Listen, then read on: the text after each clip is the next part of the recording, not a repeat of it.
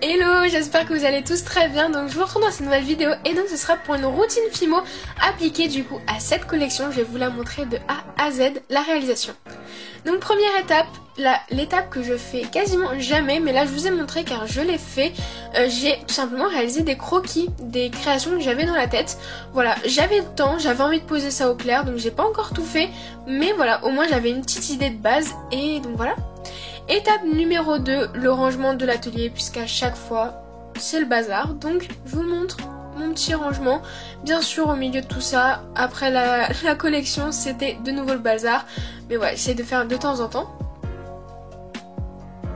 Et surtout nettoyage des outils, des mains, tout ça. Je vous le montre également dans cette vidéo routine Fimo car la dernière fois j'avais pas montré, mais c'est vrai que je nettoie tout le temps, plan de travail, outils, plaques de carrelage et mes mains, c'est très important.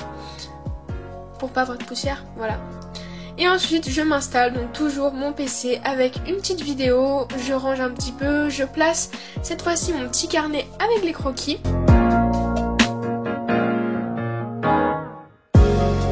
Et donc d'ailleurs j'ai pris une petite pince comme ça afin de hop laisser le carnet ouvert. C'est trop pratique, voilà, et je l'ai posé là et comme ça j'avais une vision de ce que j'avais envie de faire. Je prépare quelques couleurs puisque niveau couleurs j'étais pas fixée et je me suis vraiment trop éclatée avec cette collection en mélangeant les couleurs, en faisant des mélanges, des dégradés, enfin voilà, vraiment j'ai trop aimé faire cette collection. Donc là je vous montre un peu le modelage, je vous renvoie vers la routine Fimo numéro 1 que j'avais fait pour plein de tips autour du modelage etc. Mais là voilà, du coup je vous montre juste un peu comment j'ai réalisé cette collection.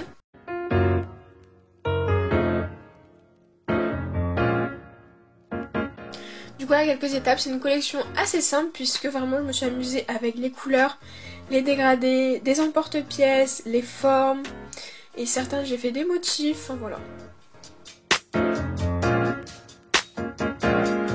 Des vidéos, que ce soit Fimo, mode, astronomie, voilà. Toujours en fond, comme ça, voilà.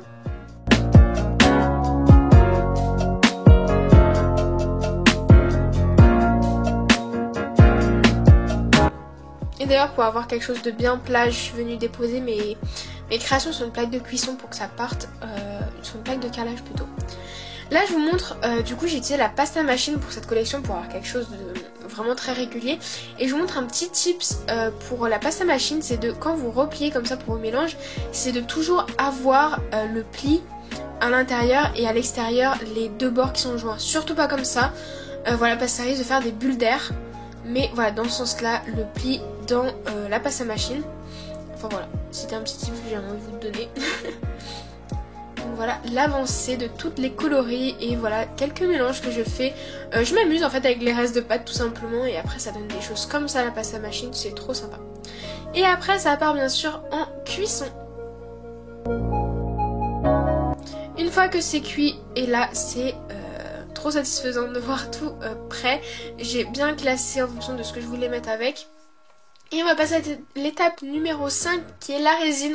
Donc en fonction, la première routine Fimo je vous avais montré le vernissage. Et ben voilà, l'autre partie c'est la résine. Voilà, certaines de mes créations, je les résine au lieu de les vernir. Donc voilà, là je prépare un peu l'installation, le mélange, je mets des gants. Parce que c'est assez corrosif la résine, donc voilà. Et voilà, je fais un petit mélange et puis je vais venir résiner tout ça pour avoir un beau rendu final. Voilà. Et aussi ça permet pour les créations comme ça avec un trou qui nous permet d'accrocher que ça solidifie parce que les trous dans la Fimo comme ça quand on passe l'anneau ça arrive très souvent que ça casse alors qu'avec la résine ça apporte vraiment une bonne couche protectrice et qui permet de solidifier tout ça.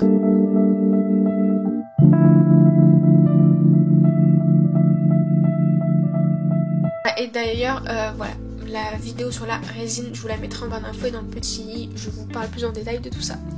La dernière étape, l'étape numéro 6 c'est le montage. Donc là voilà, j'ai pris un petit plateau que j'ai acheté justement exprès pour cette collection que je voulais faire en plus pour changer. Et donc là c'est parti, je regroupe chaque élément ensemble puisque c'est des paires. Voilà, des paires et avec deux parties à chaque fois, donc j'ai essayé de respecter l'ordre à chaque fois. Et donc là voilà, je vais venir mettre ma colle, du coup la colle à bijoux. On m'a demandé la colle azulite, tout simplement. Moi celle que j'utilise tout le temps, je la trouve bien, vraiment bien. Il y a la E6000 aussi qui est vraiment bien.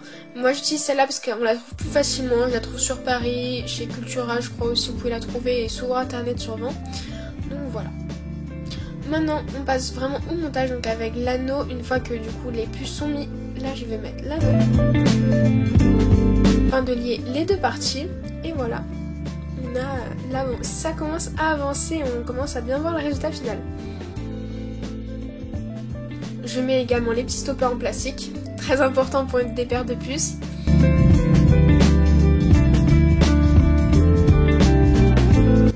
Et voilà.